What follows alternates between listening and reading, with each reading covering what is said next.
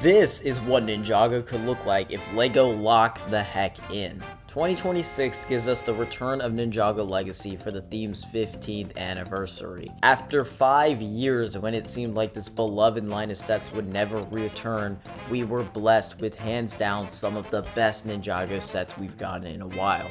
Only 4 have been revealed so far, and they're almost unanimously agreed upon as being the best of this new 2026 wave, putting the new Dragon's Rising sets to shame.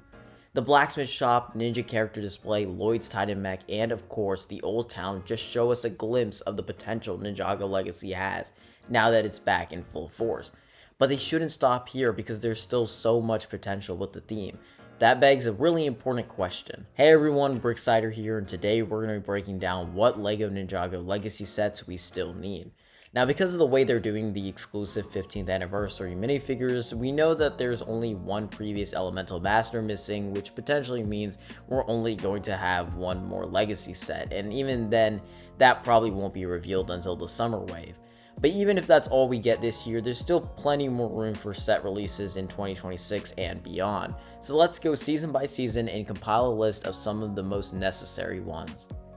Seasons 1 through 4 have all received sets to some extent in Legacy's previous run, but that doesn't mean there still isn't potential for remakes or first time builds from sets in the show.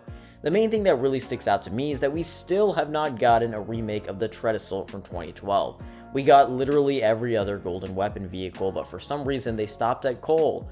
While the original design is good, it doesn't hold up the best. I mean, just compare it to how beefed up it was in the show, and it becomes blatantly obvious why this one needs a remake. This could also be a great time for them to remake the Great Devourer. There were at least 6 different times they could have done this. It doesn't even need to be its own set, it can just be a side build to another one.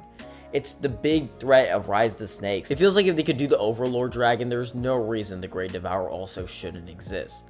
Honestly though, if we're trying to be realistic, there isn't a lot from these earlier seasons that are going to get remade just because they already did a lot in Legacy's original run. Obviously there's more they can do, but if you want to be conservative, it's safe to say that the more niche sets probably won't get remade at this point. But a set that would fit the 15th anniversary perfectly would be Tournament of Elements Chen Island set.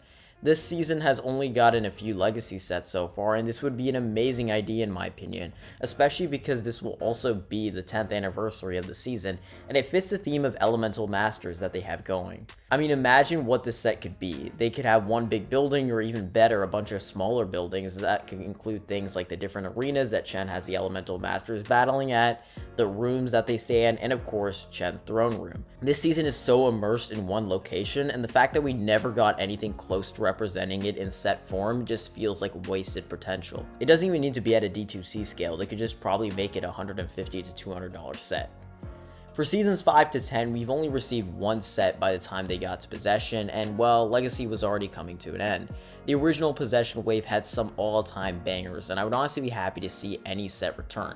For Skybound though, I have a far more interesting pick with the Lighthouse Siege. This was an incredibly important location in the show, and it would just be a really fun playset with great minifigure potential.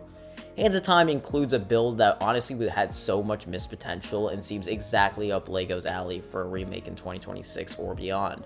The Fusion Dragon was good when it came out, but it definitely suffered from having to share the spotlight with the Blacksmith's Forge that came in the same set.